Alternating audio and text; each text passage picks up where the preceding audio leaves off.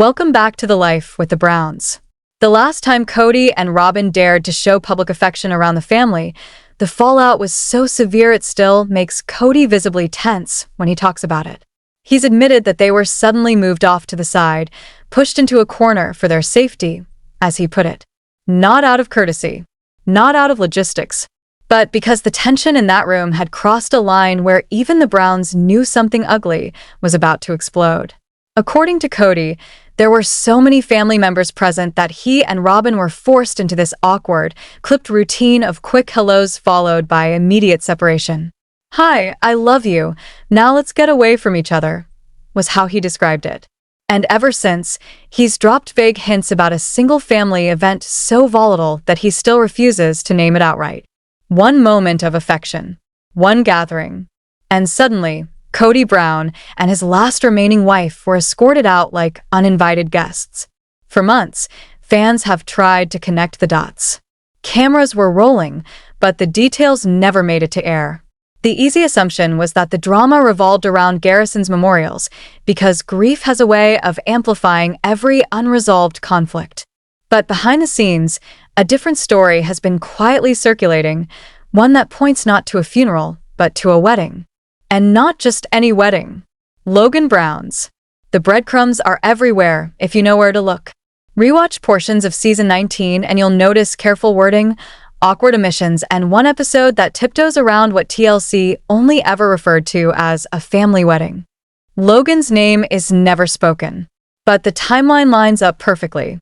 Logan married his longtime girlfriend Michelle in October of 2022, a deeply private ceremony he had made very clear was not meant to become reality TV content. Yet cameras still caught just enough. Floral arrangements identical to Michelle's Pinterest boards. A carved pumpkin with a visible October date in the background. And then there's Cody's own slip, admitting that he and Robyn were seated far away, tucked into a corner. That detail suddenly makes sense when paired with a leaked seating chart shared quietly by a cousin. Cody and Robyn placed at a distant table, nowhere near the head table where Janelle sat with Leon and Hunter. Add in Cody's on-camera complaint that some of my kids wouldn't even talk to me, and the picture sharpens. Logan, the eldest, the lifelong peacemaker, the child who spent years emotionally parenting his own parents, had one clear goal for his wedding day: no drama. No grandstanding. No moments that would steal focus from his bride. No reality show theatrics. And most importantly, no PDA that could hijack the emotional center of the room. This reframes everything. Cody's later comment about true love calling down wrath wasn't about mourners or grief-fueled misunderstandings. It echoed a reception hall where siblings quietly but firmly enforced a boundary. This day is not about you. And when that boundary was crossed, there were consequences. Guests first noticed the tension during the formal photo session, that fragile pause between ceremony and dinner when everyone is watching, even when they pretend not to be. Michelle's photographer began lining up family portraits, including mother and son shots that carried special weight for Logan, given his complicated history with his parents. Janelle tried to hold a composed smile. The room felt careful, delicate. Then Cody wrapped Robyn into what witnesses later described as a full honeymoon sway. Hands locked at her lower back. Foreheads pressed together. Eyes closed.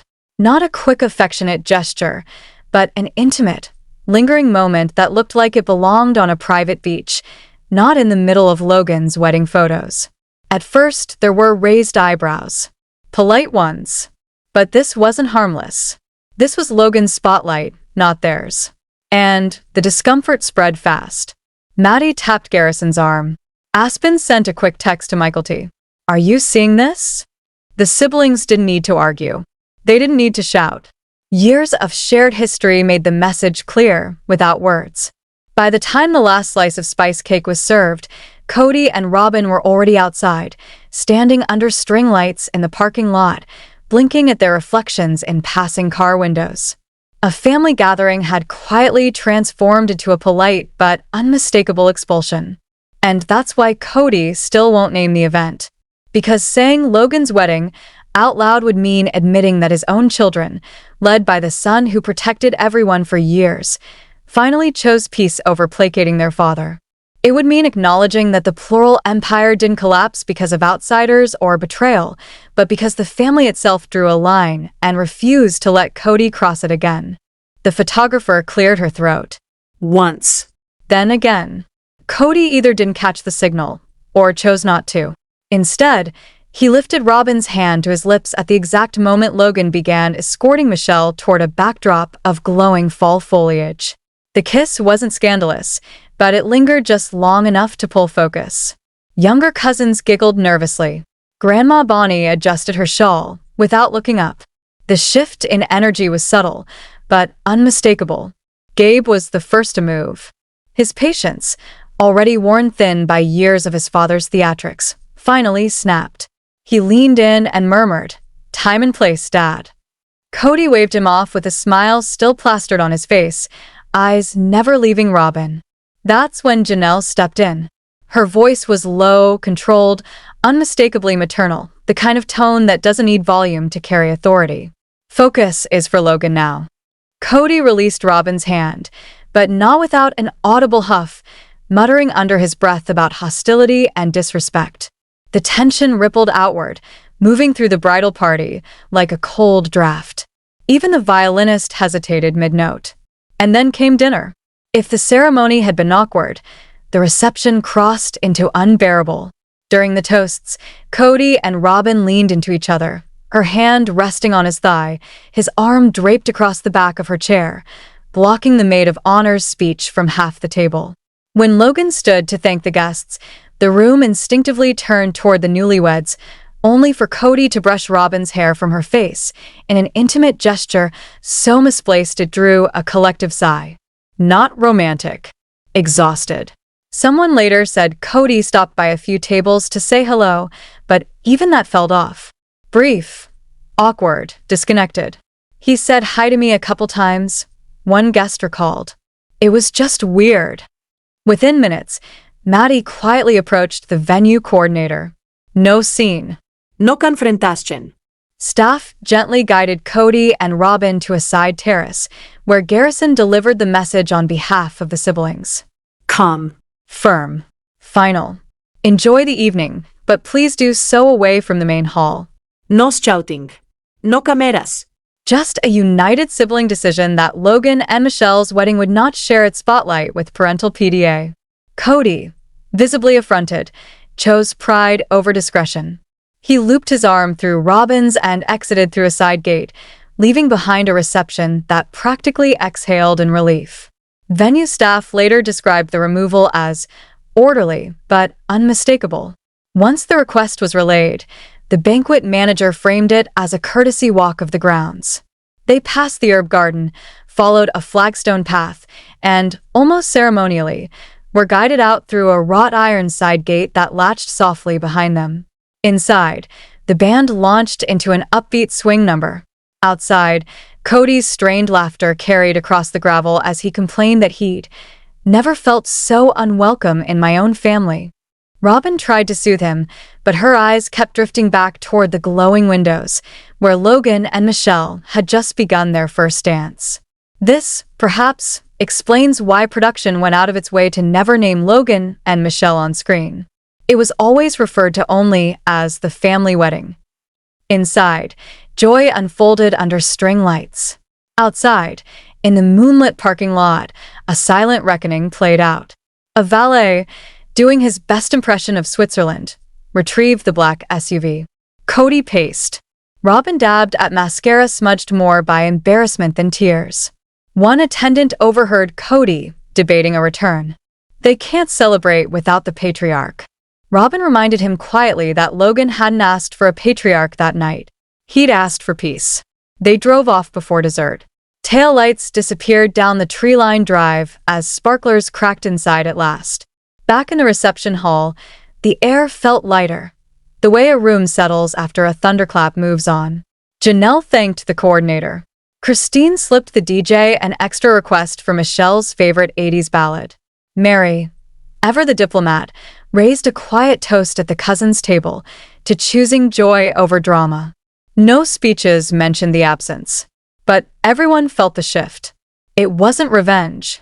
It was reclamation, a quiet declaration from the children that some milestones deserve their own space. No sermons. No unsolicited love stories.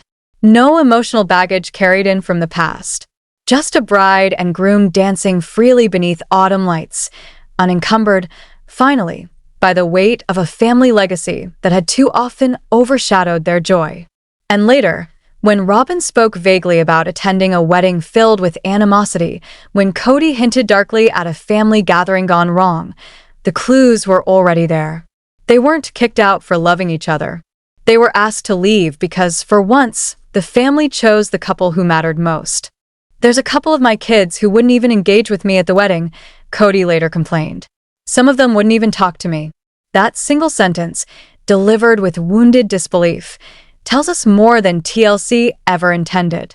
When season 19 finally aired, the network treated Logan's wedding like Voldemort, an event that must not be named.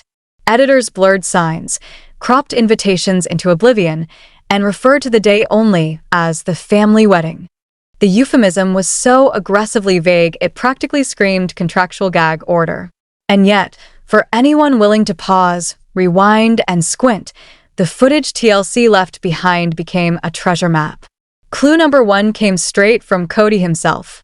During a confessional rant, he flashed a seating diagram at the camera, holding it up as proof of what he called strategic hostility. He grumbled about being placed at table 12, basically Siberia, in his words. Fans paused the frame, zoomed in, and there it was, Michelle's maiden name, visible for a split second before a clumsy blur smeared it out. Table 12, tucked into the far left corner, surrounded by cousins Cody barely knows. Contrast that with a quick reaction shot of Janelle, seated just behind the head table, laughing with Leon and Hunter. Her dress matched Instagram photos Michelle's sister posted later that night. Photos TLC reportedly tried to suppress with polite takedown emails, but which live on forever in fandom archives. Clue number 2 arrived weeks later in Cody's now infamous snowstorm confessional. Standing outside his Flagstaff home, flakes collecting in his beard, he fumed that some of my kids wouldn't even engage me at the wedding. Wedding. Singular. Not a funeral. Not a memorial. And his grievance wasn't grief-stricken, it was social. They laughed louder. They danced harder. They made a point of having more fun than him. That's not how people behave at a memorial. Especially not this family, who historically meets loss with solemn unity. But it is exactly how a bridal party behaves when it's protecting its dance floor from attention thieves. Clue number 3, the eerie silence of the groom himself.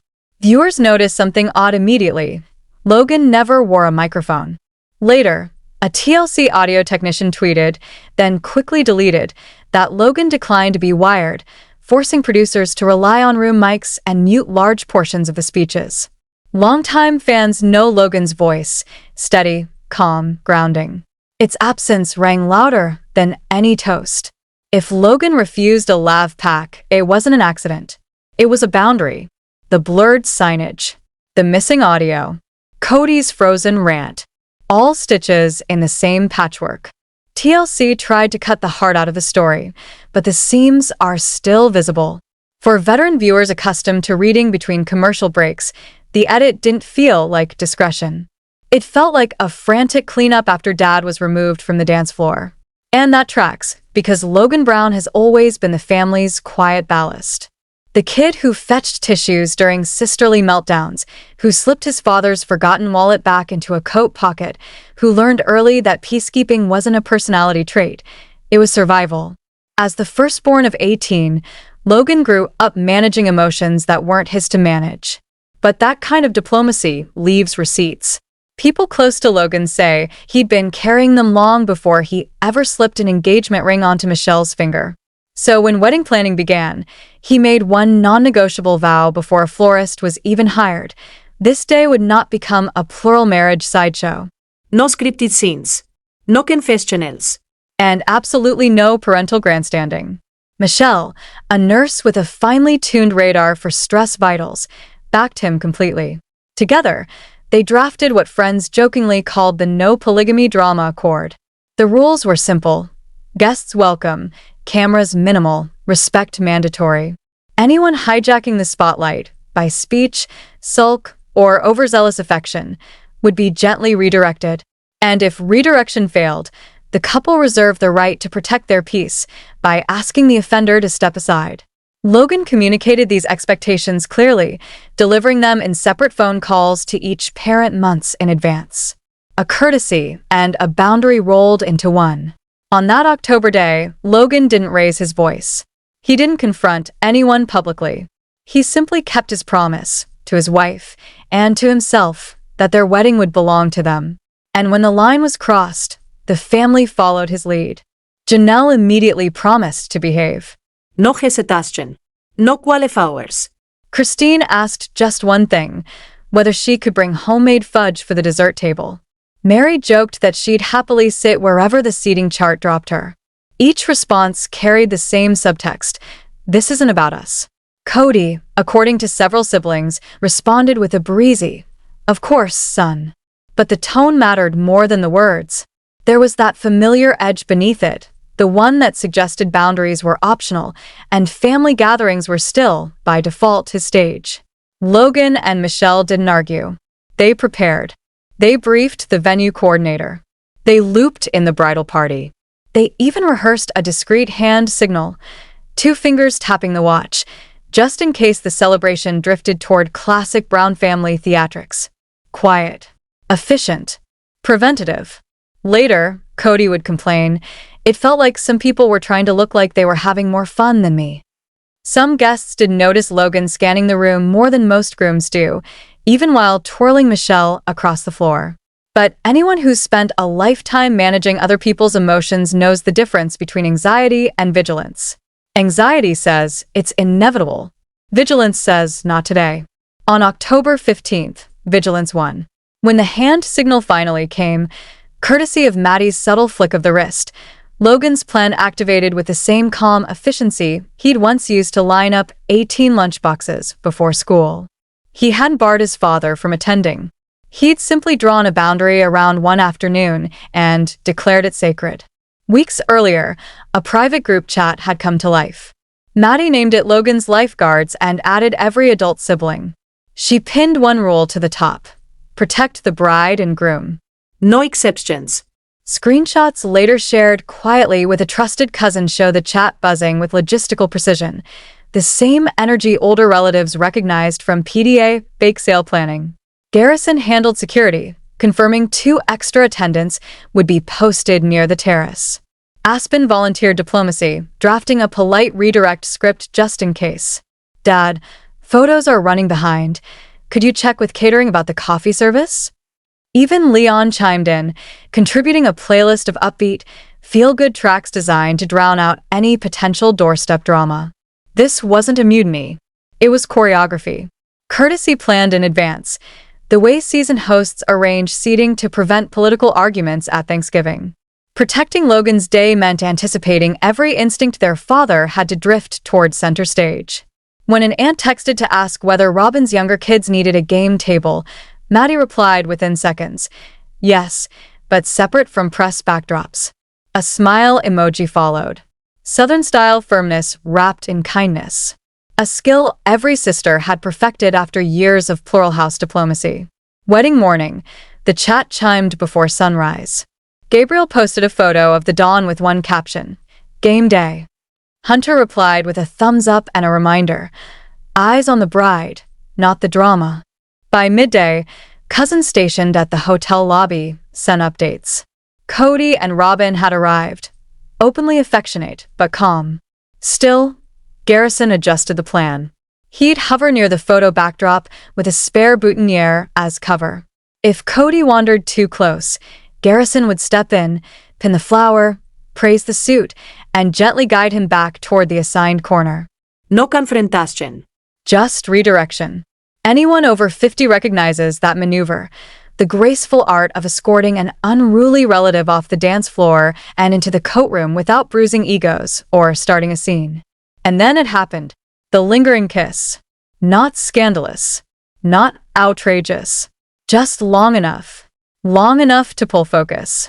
Long enough to test the boundary Logan had drawn so carefully. long enough for Maddie's fingers to tap her watch. From there, everything unfolded exactly as planned. Not with anger, not with shouting, but with quiet resolve. Because for once, the Brown children weren't reacting to chaos. They were preventing it.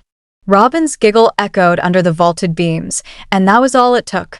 Logan's lifeguards lit up like a switchboard. Within 30 seconds, Maddie dropped the watch tap emoji. 30 more and venue staff were already moving. It looked effortless in real time because the siblings had rehearsed every angle in quiet digital whispers long before the first guest ever found her seat. Older viewers clocked the fallout later and recognized the invisible choreography instantly. Adult children bonded by shared disappointment, stepping in with the calm efficiency of seasoned caregivers. This wasn't rebellion. It was a loving perimeter. Proof that sometimes the most radical act of family loyalty is enforcing the peace someone else keeps threatening to steal. After the wedding, Cody's narrative crystallized. A week later, when he called Suki for what producers politely label context pickup, he wanted cameras rolling, not to reflect, but to reframe. The exile wasn't the consequence of ill-timed affection, he argued. It was evidence that his children hate true love. The phrase spilled out again and again, like a preacher trying out a new revival slogan. True love invites wrath. True love scares the world. True love must hide. Veteran viewers felt the rhythm immediately. It was the same cadence he'd used years earlier to explain why sister wives questioned Robyn's spending. Object, and you fear abundance. Protest, and you envy devotion. It's a tidy syllogism that absolves him of introspection. Disagreement becomes jealousy. Boundaries become persecution. Older women have heard this sermon before. Different pulpits, same script. The boss who calls salary talks disloyalty. The grown son who labels budgeting negative energy. The ex-fiancé who says prenups aren't romantic. It's classic deflection, emotional sleight of hand. Elevate your choices to destiny, then cast dissenters as enemies of passion. By the end of the spin, a polite request for modesty morphs into an attack on Cupid himself. What Cody miscalculates is his audience's memory. Women past 50 don't forget who brought casseroles to the hospital and who brought excuses. They catalog gestures like accountants track decimals. And they know this truth cold. Affection displayed at someone else's celebration isn't romance. It's appropriation. When Cody later insisted he'd refrain from PDA only when Mary and Janelle remarried, because then, presumably, they'd be too distracted to mind, thousands heard the subtext. Your comfort is conditional on my convenience. That wasn't gracious. It was transactional. In Cody's gospel, love is a spotlight, and everyone else must angle their chairs to avoid the glare. Robyn, seated beside him during pickup, nodded solemnly. But her eyes darted whenever Suki pressed for specifics. Asked whether she understood why the siblings felt disrespected, she offered one word, reciprocity, and then trailed off. The silence said more than any confession. Reciprocity can't thrive where one party's affection eclipses another's vows. And for a heartbeat, Robyn seemed to recognize that no hashtag could shield the optics of a bridal dance floor briefly commandeered for a second marriage encore. Across living rooms nationwide, grandmothers clicked their tongues, not from prudishness, but principle. Etiquette lessons handed down through church socials and VFW banquets rang clear. Never outshine the guest of honor. Never toast yourself at another's feast. Cody calls those rules relics. His children see them as scaffolding for civility. And viewers who raise those children and maybe re-examine their own marriages along the way know exactly which interpretation survives time. The days after the wedding unfolded like a quieter winter. No blizzards, just a steady chill seeping into shared corners of cyberspace. First came the Instagram gaps. Logan and Michelle's honeymoon reel appeared without a single comment from Cody or Robyn. Odd, given Robyn's habit of posting heart eyes on even distant cousins' baby photos. Janelle, by contrast, left motherly encouragements with practical tips about sunscreen and travel adapters. Christine reposted with a playful best day ever, her gentle way of honoring milestones without drama. Mary tapped a single like, neutrality chosen, Switzerland maintained. On Facebook, the Browns' original battleground, followers noticed a quiet purge. Gwen's profile no longer listed Cody among relatives. Maddie unfollowed Robyn's accessory page. Aurora reciprocated by removing several older siblings. No statements. The deletion spoke. Women over 50 understood instinctively. Unfriending is the modern equivalent of returning borrowed Tupperware without the lid. Message received. Relationship redefined. The frost extended to Cameo. Cody's once frequent birthday greetings dwindled. When a fan requested a father-daughter pep talk like you gave Michael T., an assistant replied that his schedule was temporarily full. Meanwhile, Christine's queue doubled, then tripled. Viewers eager to send congratulations uncolored by Cody's shadow. Janelle quietly routed a portion of her Cameo proceeds to Logan and Michelle's down payment fund. Never advertised, later thanked in a private story that vanished after vigilant followers screenshotted it. Holiday logistics shifted too. An aunt told a lifestyle blog Thanksgiving split in two. Janelle booked an Airbnb near Maddie in North Carolina. Christine planned a Utah gathering with snow-dusted pies. Cody floated a Zoom blessing. The older kids declined. Spotty Wi-Fi, they said, despite the signal working fine when Grandma streamed church the week before. Silence, it turns out, can be strategic. For the adult Browns, it became a velvet rope, unhooked when boundaries were respected, clipped shut when history threatened to repeat. Christmas planning once sprawled across a long kitchen island, 4 color-coded calendars like a quilt while kids circled for cookie dough scraps. Those days are gone. Now Christmas Eve begins in a WhatsApp thread titled Brown Coordination. No drama, administered by Maddie and muted by Cody within the hour. Practicalities only. Airbnb's room shares, hotel points, crockpot counts. Janelle books a cedar cabin near Flagstaff, but not in town. Close enough for grandbaby cuddles, far enough to avoid surprise drop-ins. Christine opts for Utah, cocoa on tap, and a strict ban on polygamy talk at dessert. Gabe runs Secret Santa via spreadsheet. Hunter makes sure Dad's name doesn't get drawn twice. For showers and graduations, guest lists split like pie slices, meticulously equal, never overlapping. If Michael T's twins turn 3 in Arizona, Garrison schedules the next party in Nevada to balance mileage and emotional bandwidth. Logan's lifeguards repurpose as general-purpose peacekeepers, circulating template emails. We love you and you're invited. Please respect the photo schedule. Attachments include maps, parking, and a gentle reminder that PDA is best saved for anniversaries, not someone else's milestone. Mary remains Switzerland. Handcrafted ornaments to every household. Return address discreet, thumbs up emojis in group texts. She hosts holidays at Lizzie's Heritage Inn, welcoming whichever nieces need a break from shifting allegiances. Behind the scenes, she forwards Airbnb links, double-checks dietary restrictions, and keeps a quiet ledger of who thanked whom. Even neutrality requires vigilance when feelings bruise easily. This is what a family freeze-out looks like in its mature phase. No yelling. No draigua confrontations. Just parallel itineraries stitched together by siblings who value peace over proximity. It's quieter, and women of a certain age recognize the elegance. Politeness can be colder than conflict and infinitely more effective. Cody once believed proximity guaranteed relevance, that every gathering would orbit him by habit alone. Logan's ceremony proved the orbit had shifted. The children he expected to bend stood shoulder to shoulder and enforced the simplest rule their mothers and aunts taught decades ago. Someone else's big day is not your stage. That boundary redrew the family map.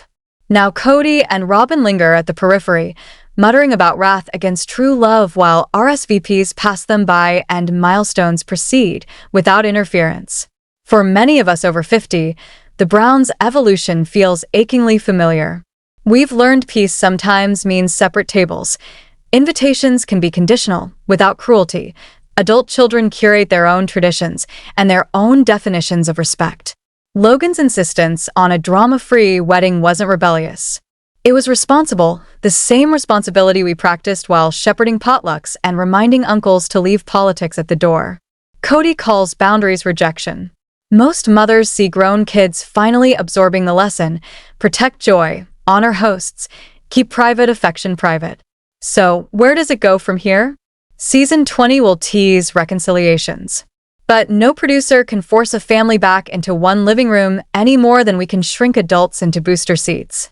Cody may keep hinting at untold traumas. Robyn may talk safety and reciprocity. Meanwhile, Logan and Michelle will host dinners in their own home. Garrison will text nursery photos. Janelle will proof Christine's memoir to the penny. Mary will hang another quilt, each square a reminder that separate pieces can coexist beautifully without overlapping. If you've followed this journey from day one, you've witnessed a subtle revolution. Women and their children reclaiming occasions, finances, and futures once negotiated in hushed kitchens. It won't get a headline montage, but it plays out in calm exits, spreadsheet-run holidays, and weddings where the bride's glow remains unshared. I'll be here tracking the next chapter. Court filings, contract disputes, or the long-awaited apology still missing from every phone. Subscribe and keep notifications on. When new breadcrumbs drop, we'll dissect them, calculators and compassion ready. And until then, may your celebrations be respected, your boundaries clear, and your PDA exactly where it belongs, between willing partners, far from someone else's spotlight.